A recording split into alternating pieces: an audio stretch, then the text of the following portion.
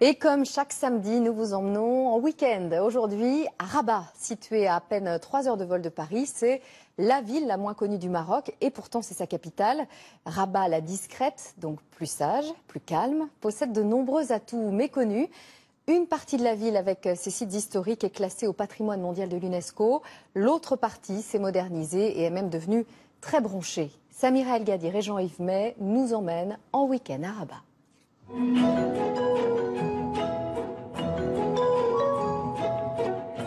À peine arrivés, nous cherchons un point haut pour pouvoir contempler Rabat.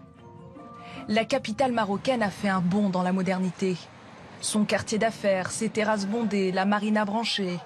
Mais c'est en montant à bord du tramway que l'on se rend compte à quel point cette ville a su traverser les époques. Le royaume, aidé d'investisseurs étrangers, a dépensé près de 400 millions d'euros pour le construire. Le but, rendre à Rabat sa place de capitale et de destination touristique. Cette ville a toujours été une étape dans le circuit des villes impériales. C'était des circuits touristiques. Donc les gens connaissaient mieux Fès, Marrakech. Nous nous arrêtons quelques instants au musée d'art contemporain.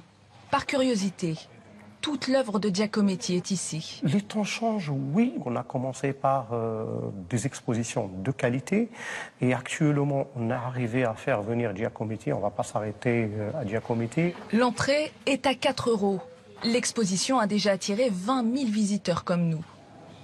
De retour à bord du tramway. Direction Heikelima. En quelques stations, la rame quitte la modernité et nous emmène vers les fortifications médiévales pour nous faire découvrir d'anciens sites incontournables. Il est 9 h. C'est la première relève de la journée pour les gardes du mausolée de Mohamed V. C'est ici que repose le grand-père de l'actuel roi du Maroc. Aujourd'hui, le mausolée abrite également la tombe de Hassan II et de son frère, le prince Abdallah. Il fait partie des sites de Rabat qui sont inscrits au patrimoine mondial de l'UNESCO. Et ça, c'est ce qu'on sait moins. Rabat est une ville qui bouge beaucoup, une ville moderne, on vient de le voir. Mais c'est aussi une ville qui hérite d'un formidable patrimoine culturel. Nous le voyons d'abord avec les nombreuses portes. Elles se déclinent sous toutes les formes et nous donnent l'impression de cacher des trésors. Comme ce jardin andalou dans le quartier des Oudaïa. Près du café mort où l'on s'arrête boire un thé. Rituel obligatoire. Puis la balade reprend dans les ruelles bicolores, avant d'atteindre encore une porte.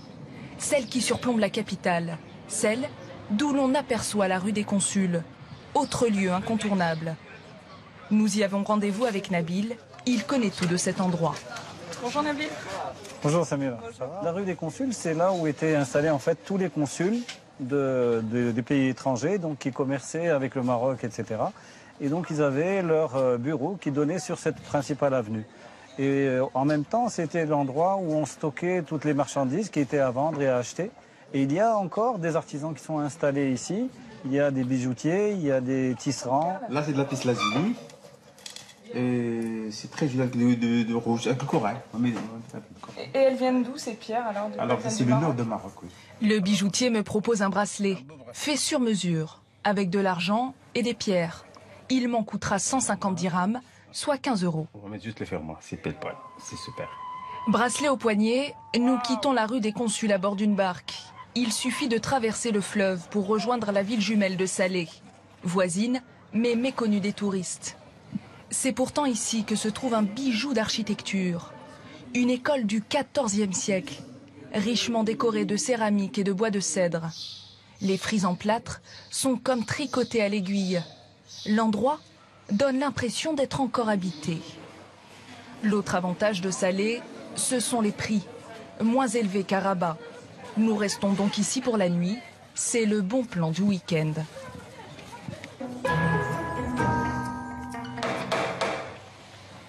Le Riad Tamaïna accueille les voyageurs qui souhaitent dormir au cœur de la Médina. La propriétaire des lieux raffole des antiquités. C'est pourquoi nous découvrons un décor très chargé, parfois kitsch. Pour le confort de tous, le riad est équipé d'une piscine, d'une terrasse et même d'un ascenseur.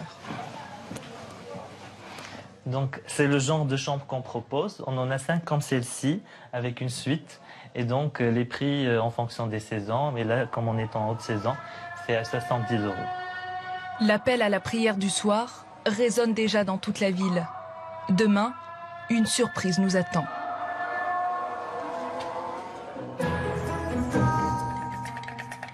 Seul le claquement de bec des cigognes vient rompre la quiétude du lieu. Dernière étape, à la nécropole de Chella. Un site où les ruines romaines se juxtaposent aux tombeaux de sultans du XIVe siècle.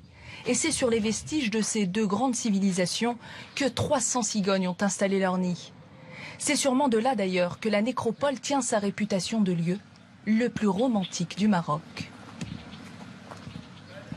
Fin de la visite, le week-end s'achève aussi. Il est temps pour nous de faire les comptes.